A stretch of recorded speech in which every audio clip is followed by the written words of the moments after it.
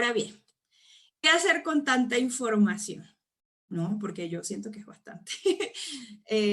Entonces, ¿qué es lo que vamos a hacer? Bueno, nosotros con todo esto que estamos viendo, ¿qué es lo que hacemos? Analizamos, ¿ok? Analizamos y a partir de estos análisis nosotros empezamos a involucrarnos con los delitos de una forma distinta. Cuando leemos un delito ya no es leer un delito, es decir, ay Dios mío, ¿no? ¿Será que esta persona no tenía satisfechas sus necesidades? ¿Será que esta persona se dejó llevar por el ego? ¿Será que esta persona tenía traumas en la infancia? O sea, no los vemos igual. Entonces acá yo les puse un caso que es de Venezuela, un caso que fue súper famoso. Hay un libro, déjenme se lo escribo en el chat. Hay un libro, mira, ya, Ruth, tú eres acá la delegada, porque lo escribiste súper rápido. El libro se llama Sangre en el diván. Hay una obra de teatro, la obra de teatro se llama El psiquiatra. Y bueno, en el libro Sangre en el diván se van a encontrar con la entrevista que le hizo una periodista, se llama Ibellice Pacheco, una periodista venezolana, y vamos a encontrar el discurso de este asesino, ¿no? Entonces, bueno, ahí se los dejo por si quieren, ahorita leo las preguntas, ya vi que habían preguntitas. Ahí se lo descargan o se lo compran si quieren escuchar el discurso de un homicida, que es psicópata. Ok, se lee así. Oigan, perdón, fíjense que me vacunaron, ¿no? Yo tengo un año sana. Me vacunaron con la Sputnik y me dio una gripe que todavía tengo acá las consecuencias de la gripe. Entonces, bueno, por eso estoy, se me tranca la garganta. Entonces, analizamos, ¿no? El 14 de julio del 2008, el cadáver de la joven Roxana Vargas apareció con un tiro en la cabeza en un municipio de Caracas. Tenía solo 19 años. La investigación del caso apuntaba directamente a una persona, Edmundo Chirinos, psiquiatra venezolano que había sido candidato a la presidencia en el 88 y fue asesor del expresidente Hugo Chávez y rector de la principal universidad de Venezuela que está en Caracas, llamada Universidad Central de Venezuela. Este es Edmundo Chirino, ¿ok? Bueno, ya murió. En la residencia de Chirinos se hallaron 1.200 fotografías y videos de mujeres desnudas o en ropa interior, muchas de ellas pacientes del psicólogo que estaban aparentemente sedadas o dormidas en el consultorio cuando él les tomó esta foto. Es decir, eran sus pacientes y dentro del proceso terapéutico, ¿no? Él las dormía para abusar de ellas. El psiquiatra fue detenido el 1 de agosto del 2008. Durante el juicio se mencionaron 14 casos de mujeres que habrían sido violadas por Chirino al estar sedadas durante la consulta médico-paciente. Les explico entonces. ¿Quién era la víctima, no? Roxana Vargas. Roxana Vargas era una chica que llega a la vida de Edmundo Chirinos porque tenía depresión. Entonces su madre la lleva a consulta con este doctor para manejar ay, Dios mío, para manejar este problema de depresión que tenía su hija. Él la empieza a tratar, para ese entonces ella tenía 19 años, la empieza a tratar, la chica empieza a mejorar y entonces él dice, bueno, hay que darle, ella se siente no funcional, entonces hay que darle una función. Entonces él, de buena persona, la convierte en su asistente personal, ¿no? La asistente de su consultorio, le empieza a dar funciones, ella se empieza a sentir obviamente encariñada con él, empieza a idealizarlo hasta llevarlo a un pedestal de endiosamiento. Entonces, pasan los años y ella, por supuesto, se hace mano derecha de él y pues sabía todo lo que él hacía. Ella sabía pues que él abusaba de estas pacientes, ella sabía que él les tomaba fotos, ella sabía dónde estaban estas fotos. Entonces, bueno, resulta que ella estaba enamorada de este hombre, a pesar de que él podía ser su abuelo. Estaba muy enamorada y llegó un momento en el que ella se empezó a sentir muy desplazada. Y a partir de esto, entonces ella empieza a reclamarle, empieza a demandar mucho más su atención. Él se da cuenta pues que la chica sabía demasiadas cosas de él y la mató. La dejó tirada en un container de basura y bueno, ahí encontraron el cuerpo. La parte criminalística de este caso es bien interesante. Yo tuve un alumno en Venezuela que él me contó que estuvo en el caso de Edmundo Chirino, como en el campo de la criminalística, o sea, él me contó cómo encontraron el cadáver, todo esto. Entonces él dio esta parte de la clase y la verdad es que fue muy interesante porque si recordamos la perfilación criminal nos dice que dependiendo de cómo deje el cuerpo una persona, no, o sea, el victimario, el delincuente, podemos saber muchísimo de su personalidad, ¿no? Entonces, en ese momento, pues era muy interesante saber cómo había dejado el cuerpo para nosotros estudiar qué tipo de personalidad tenía. Entonces, bueno, asesina a la chica y él no sabía que la chica tenía muchos diarios. Tenía diarios en donde ella escribía todas sus experiencias con Edmundo Chirino. No solamente las de ella, sino las de él. Entonces, cuando ella muere, pues obviamente van a su casa, revisan su cuarto, encuentran todos los diarios, lo empiezan a leer y allí es donde se empieza a tejer toda esta historia en torno a Edmundo Chirinos. Por eso se encuentran las fotos y por eso se da con que el hombre es prácticamente un violador que usando esta artimaña de la consulta psiquiátrica, pues abusaba de sus pacientes. Entonces, bueno, él fue detenido por la edad que tenía para ese momento, al final se le dio casa por cárcel. Y es bien interesante todo lo que él dice en el libro, porque él decía que no tenía nada de malo hacerles ver a las chicas que todavía eran capaces de encontrar el amor o de que un hombre se pudiese sentir atraído por ella. Era su forma de justificar por qué enamoraba a las pacientes, ¿no? Muchas pacientes incluso empezaron a tener traumas porque obviamente ellas no recordaban que esto había ocurrido, pero se veían en los videos del doctor y decían, no puede ser posible, no, cómo me sedó, cómo yo estuve allí y cómo abusó de mí. Entonces, bueno, fueron al final 14 mujeres y no estuvo mucho tiempo en la cárcel por la edad y finalmente falleció de problemas, porque aparte ya estaba bien grande, ¿no? Hay dos vías para nosotros analizar un caso como este, ¿no? Entonces, la primera vía es hacer un perfil psicológico. Un perfil psicológico incluye las características de un individuo, ¿ok? Que son necesarias para obtener un acercamiento a la personalidad. Se puede realizar a petición de partes interesadas como requisito para trabajar en una empresa, en una universidad o en algún cargo público. En este caso, bueno, en el caso que yo me refiero, pues a nivel penitenciario, ¿no? Y tenemos, por supuesto, la perfilación criminal. Yo no sé si aquí hay perfiladores criminales, me encantaría saber porque yo no soy perfiladora criminal, pero me encanta. Entonces, si hay alguno aquí en clase, pues ahí lo escribe por chat para agarrarlo y que me dé clase aquí también en el diploma. De hecho, sí, ok, o sea, nosotros acá no es que andamos como con el egoísmo de no, la profesora soy yo y la que más sabe soy yo y jamás nadie va a dar esta clase.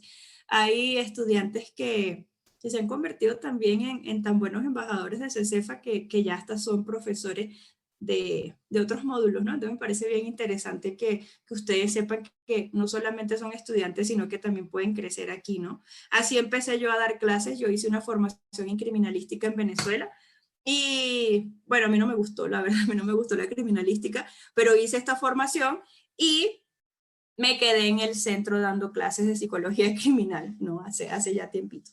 Entonces, bueno, nada más se los decía por si hay algún perfilador por ahí, para que alce la mano y darle la palabra, o si estoy diciendo burradas, ¿verdad? Para que digan, no seas burra, eso no es así.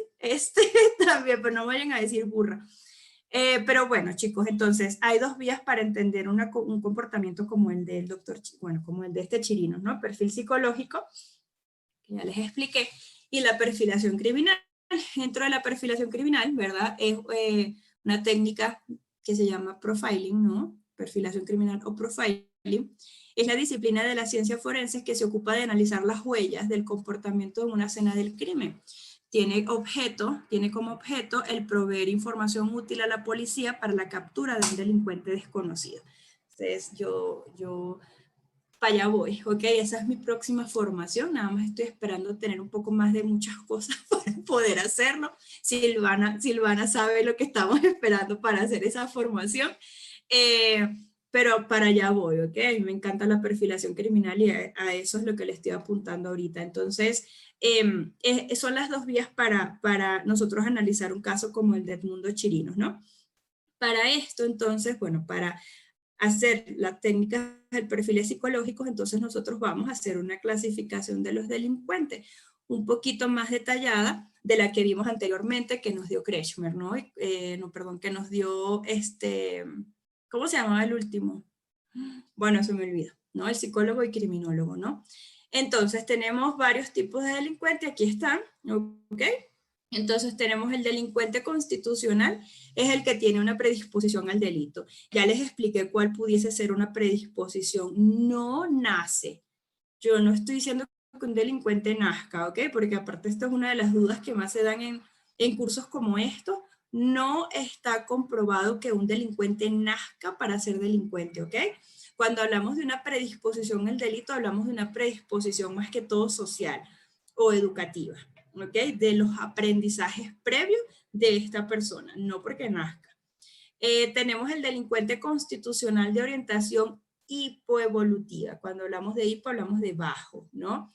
Cuando hablamos de hipoevolutivo, cuando hay escaso desarrollo de las características individuales, es decir, la persona no tiene freno, va con la vida siendo impulsivo, siendo agresivo, ¿no? Son personas prepotentes, son personas perversas. Tenemos un tercer tipo, el delincuente constitucional de orientación psiconeurótica. En este caso son personas que tienen síndromes psíquicos o anomalías que alteran el sistema nervioso.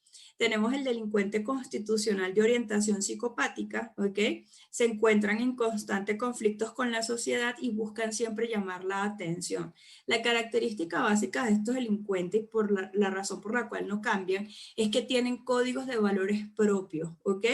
Intenten cambiar ustedes algún valor personal que tengan, ¿no? La honestidad o no robar, ¿no? Yo no robo. Intenta entonces empezar a robar. Es muy difícil.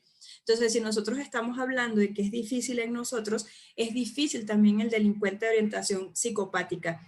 No ve ninguna necesidad de cambio, ¿ok? ¿Por qué? Porque él tiene sus valores bien establecidos.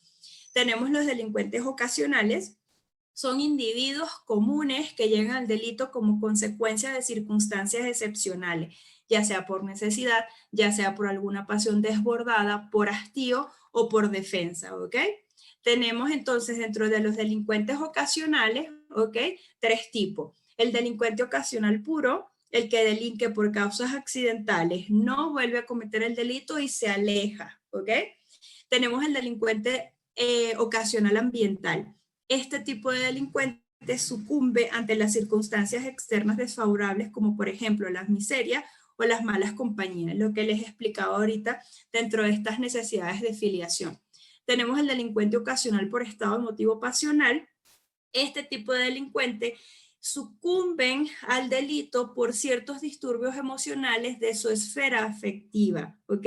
Y esta situación genera un desequilibrio en su forma de resolver un conflicto. Estos son los tipos de delincuente ocasional. Después tenemos los delincuentes enfermos de mentes, ¿ok?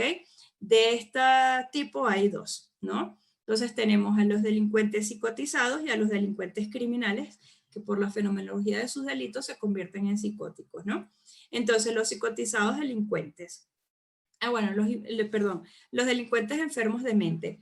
En estos sujetos el delito es causado por una psicosis, siendo necesario distinguir estos dos tipos que ya les estoy explicando. Entonces, los psicotizados son dementes comunes que delinquen ocasionalmente a causa de los fenómenos morbosos que forman parte de su enfermedad, es decir, delinquen por la enfermedad mental. Es muy importante que nosotros sepamos esto porque porque recuerden que a nivel penal nosotros lo que estamos viendo es cuándo un individuo es imputable y cuándo es inimputable. Y recuerden que hay muchos casos de simulación de enfermedad mental, ¿ok?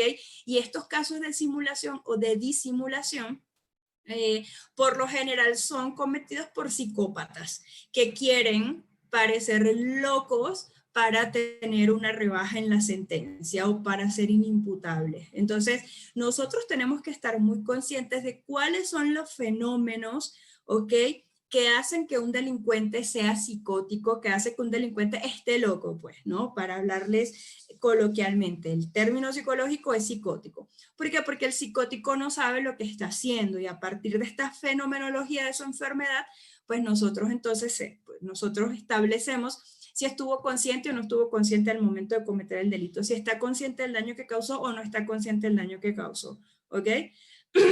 Y tenemos los criminales psicóticos, son delincuentes comunes, ¿ok?, en los que la demencia propicia el hecho criminoso, pero antes de locos son delincuentes comunes. Entonces estos son los tipos de delincuentes que se encuentran en la calle y que de alguna forma empiezan a tener, no empiezan a tener valores distintos, empiezan a tener una relación distinta con todas las personas y con todos los elementos con los que se rodea, ¿no? Entonces se empiezan a tener, digamos, una valoración distinta, anormal de las situaciones y por eso entonces terminan a veces como individuos psicóticos, pero antes de ser enfermos son delincuentes. Entonces, bueno, esta es la clasificación actual del delincuente, ¿no?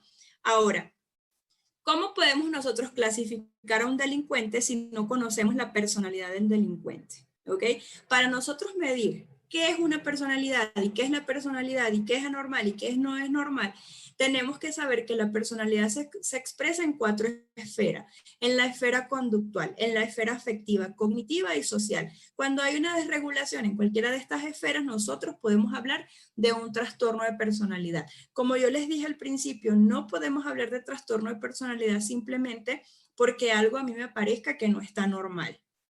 Ok, estoy hablando muy rápido, estoy hablando bien, los voy a leer porque hace 50 años que no los leo. Déjenme leer aquí el chat. A ver, según Ferri. Sí, Daniel, de hecho yo no traje a Enrico Ferri porque Enrico Ferri recuerda que fue alumno de Lombroso y pues también las hipótesis de Ferri. Ferri se enfocó más en el tratamiento, pero al ser una persona que quería, como una de sus hipótesis era que se tenía que evaluar al preso, al delincuente, como una persona que a veces no sabía lo que hacía. Entonces, como de, no, no me parece, ¿no? Sol, qué pena le dieron a Chirinos. Supuestamente le dieron 30 años, Erico, perdón, no sé cómo se pronuncia, pero recuerda que por su edad en Venezuela una persona de mayor de 70 años no puede estar preso en una cárcel, entonces él tuvo que irse a su casa, ¿no? Entonces le dieron casa por cárcel. Buenas noches para tema de registro de cárceles venezolanas. A ver, porque hay autores que en la pirámide de Maslow considera el sexo como necesidad fisiológica y otros no. He visto varias pirámides y no aparece. ¿Por qué será? ¿O será error en la consideración en el diseño de dicha pirámide? Hago referencia a lo anterior, es porque lo he visto en libros de administración. Gracias, Carlos Eduardo. El sexo es una necesidad fisiológica, pero es la única necesidad fisiológica de la cual nosotros podemos prescindir. Y lo saben los internos y los privados de libertad que no tienen visita conyugal. No se determina su necesidad, pero pueden prescindir de ella. Entonces, tal vez en los libros de administración no lo pongan precisamente por ser administración, pero Maslow sí dijo que el sexo es una necesidad fisiológica. ¿Cuál es el papel del psicólogo penitenciario? Gerson, esto forma parte de psicología penitenciaria, pero para adelantarte y no dejarte con la pregunta y decir, ay, sí, claro, ¿no? El psicólogo penitenciario tiene 2 funciones. La primera función está dentro del grupo de tratamiento y pues hacemos tratamiento, aplicamos técnicas, diferentes enfoques. Y la otra función es hacer evaluaciones psicológicas para saber si la persona está apta o no para obtener un beneficio de medida de prelibertad e irse a la calle. Son las dos funciones, obviamente te las estoy resumiendo. En el módulo de psicología penitenciaria que les digo que viene, no el próximo sábado, sino, no, viene 1, 2, 3, como en 3 semanas, pues vamos a encontrarnos otra vez con el módulo de psicología penitenciaria, ¿ok? Pero a ver, te respondió ahí rapidito. ¿Qué más hay por aquí? ¿El micrófono se apagó? Bueno, sí. Se debe hacer una valoración integral y un trabajo en equipo de trabajo para presentar al juez o a un juzgado especializado en ejecución de la pena. ¿Es así, Daniel? Ok. Muy bien, chicos, ya los leí. A ver qué más hay por aquí. ¿Con qué examen o evaluación se determina que el delincuente finge demencia? Indira, qué buena pregunta, pero no te la tengo. Miren, ustedes van a tener clase con una psicóloga forense, porque es que eso forma parte de la psicología, de las evaluaciones forenses, Indira, y no soy psicóloga forense. Existen varias evaluaciones, no las conozco, la verdad, sería mentirte, porque mi trabajo no es a nivel forense, entonces, pero espérate porque dentro de, bueno, les dije que somos 3 los profesores de este módulo y una de ellas es psicóloga forense que ha trabajado con múltiples evaluaciones forenses, entonces, pues espérate, ahí sí no te puedo yo dar como un adelanto porque no sé cuál tipo de evaluaciones son. Pues bueno, chicos, ya los leí, entonces continúo, ¿no? Continuamos aquí en nuestra fiesta. Para nosotros entonces poder determinar que hay una conducta atípica en la personalidad, tenemos que evaluar estas esferas. ¿Y cómo evaluamos estas esferas? Porque pues pudiesen decir, bueno, para mí se está portando mal y recuerden que eso es subjetivo. Pues vámonos entonces con el concepto de personalidad, ¿ok?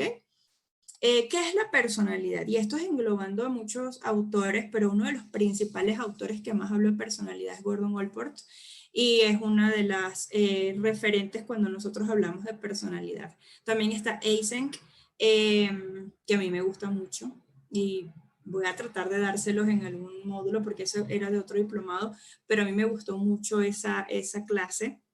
Este, así súper narcisista, yo me gustó mucho porque la hice yo. No, me gustó mucho por lo que les traje como investigación sobre la personalidad de acuerdo a Eisen, ¿no? Entonces, bueno, la personalidad es un conjunto de sentimientos, de pensamientos y comportamientos profundamente incorporados, ¿ok? Que por lo general persisten en el tiempo. Estos conjuntos o patrones nos hacen únicos e irrepetibles, independientemente de que vengamos del mismo hogar. Sin embargo, nuestro comportamiento no solamente está determinado solo por la personalidad, también está determinado por el aprendizaje, el ambiente y nuestros estados anímicos. Y estos 3 últimos elementos son los que nos condicionan a la hora de nosotros actuar en determinado momento. La personalidad está constituida por 3 elementos: rasgos, carácter y temperamento. Estos rasgos, este carácter y este temperamento, ¿ok?, hacen entonces que nosotros tengamos una estructura, y esta estructura es lo que muchas veces no cambia. Lo que van cambiando son rasgos dentro de esta estructura. ¿Qué les digo? Les voy a poner un ejemplo. Voy a agarrar mi termito de agua, ¿ok? Me parezco a mi gato viendo para todos lados. Voy a agarrar mi termito de agua para explicarles.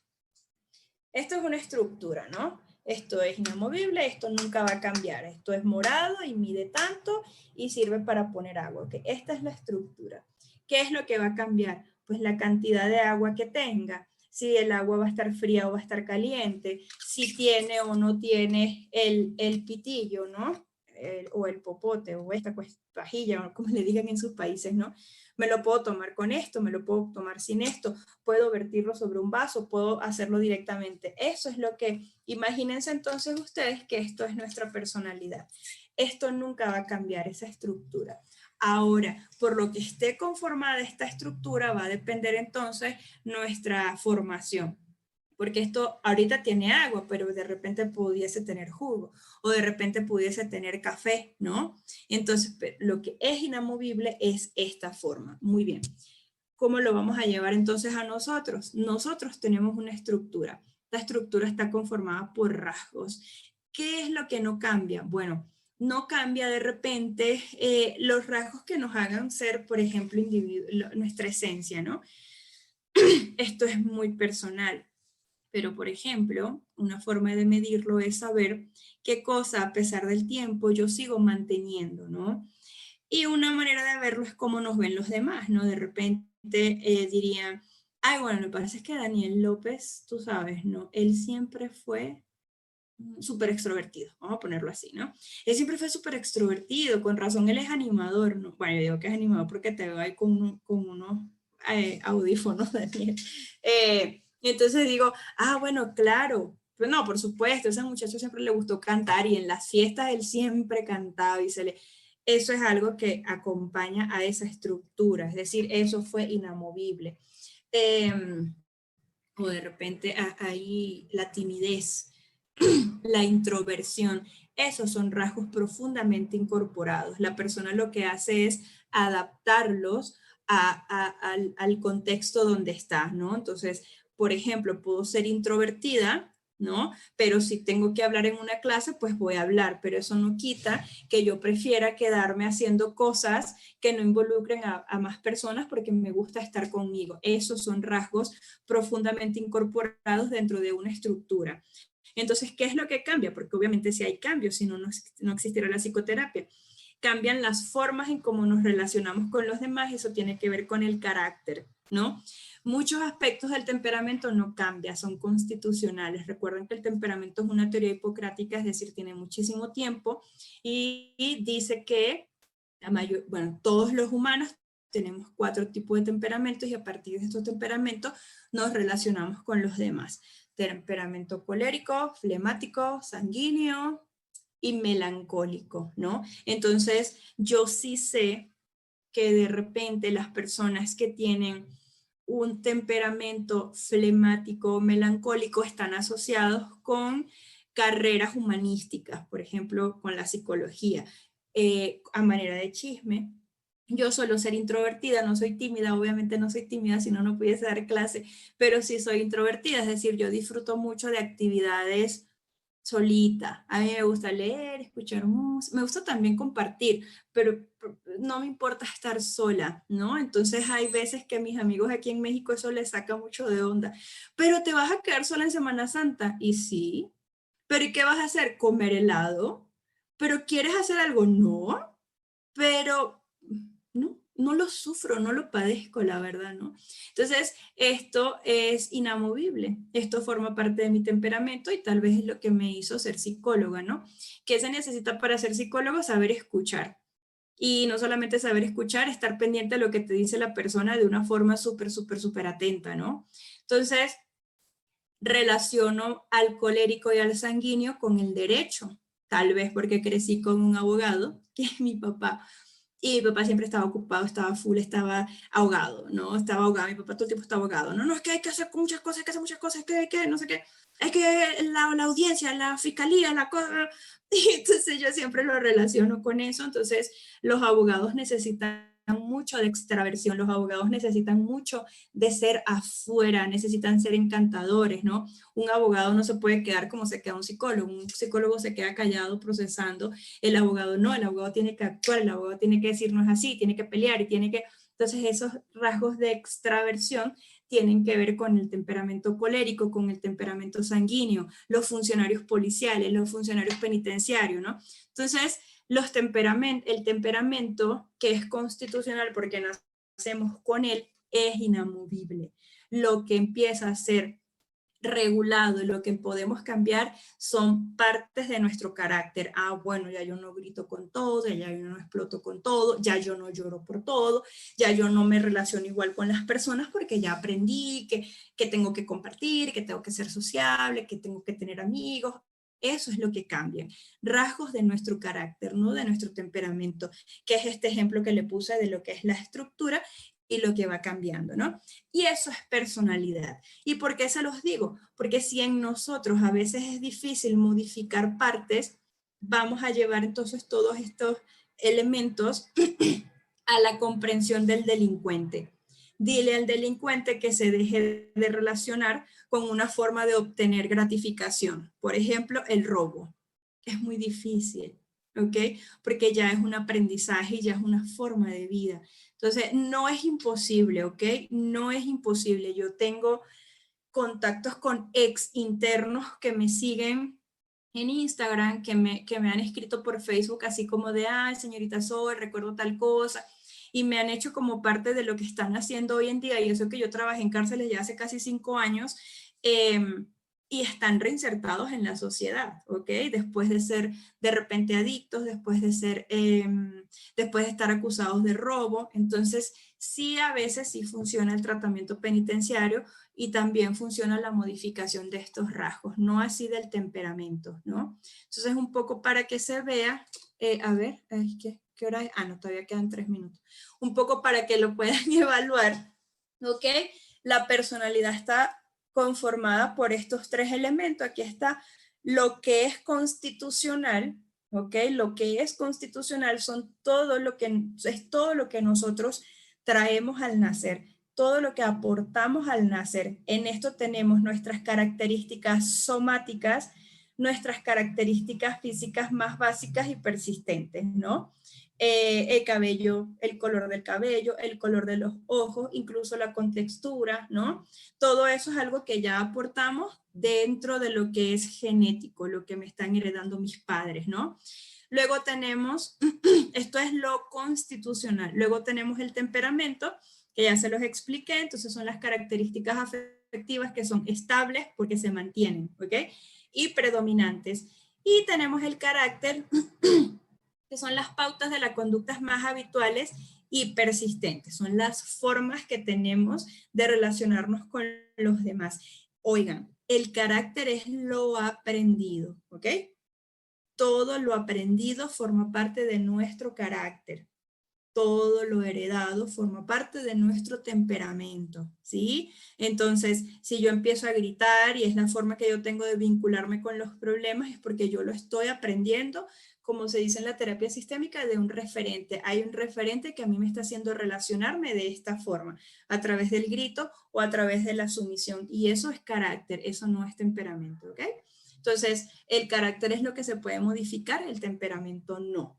Entonces, estos 3 elementos lo que hacen es crear las bases de esta estructura, ¿ok? Que se llama cimientos de la personalidad. Entonces, ¿cuáles son los cimientos de la personalidad? Bueno, tenemos diferentes aspectos. Los aspectos volitivos, que tienen que ver con todo lo que involucra la voluntad, los aspectos fisiológicos, los afectivos, el sexo, los aspectos morfológicos, los aspectos cognitivos, los aspectos impulsivos y la edad que tengamos. A partir de allí nosotros entonces vamos a establecer conceptos más profundos sobre lo que es la personalidad, ¿ok?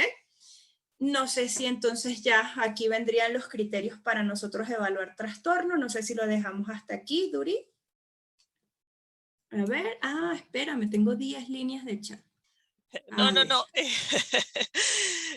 Tranquila, Sol, sí, creo que lo podemos dejar hasta ahí para la siguiente clase. Están escribiendo los chicos, puedes leer mientras yo le respondo a alguien aquí, que ya les digo seguramente. Ok, a ver, dice César Ruiz. En mi caso, en la litigación, la gripe me tiene leyendo al revés, iba a decir legitimación. De litigar, no es muy relevante el tema, pero puedo entender que la doctora, oigan, me pueden decir Sol, por favor, que eso es, mira, que me digan señora, los votos de la clase.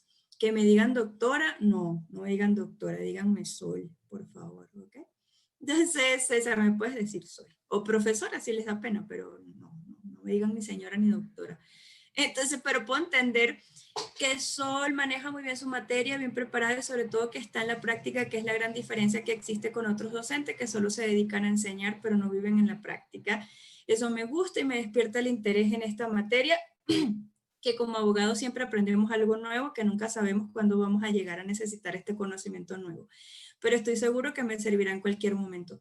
Sí, César, tal vez la segunda parte te sirva más, porque en la segunda parte vamos a ver entonces cuáles son los trastornos, y dentro de los trastornos de personalidad pues se ve lo que es inimputable y lo que no es imputable, ¿no? Yo me acuerdo que mi papá, que también es abogado penalista, hubo casos en los que él se sentaba con el expediente y conmigo, o sea, yo no formaba parte de los casos porque obviamente es como tema personal, no era yo parte de su equipo ni nada, pero me decía, lee esto, no, lee lo que está diciendo este reo, este preso, y dime tú qué piensas como psicólogo. Y a mí me encantaba como que ayudarlo en esta parte. Creo que no hubiese yo podido hacer otra cosa con esa referencia que tuve de papá, pero sí, mi papá decía, ok, hija, y esa de psicopatía, ¿qué? ¿Y cuál es la diferencia entre el antisocial y el psicópata? Ya va, tú me estás diciendo que entonces este se arrepiente, pero este no.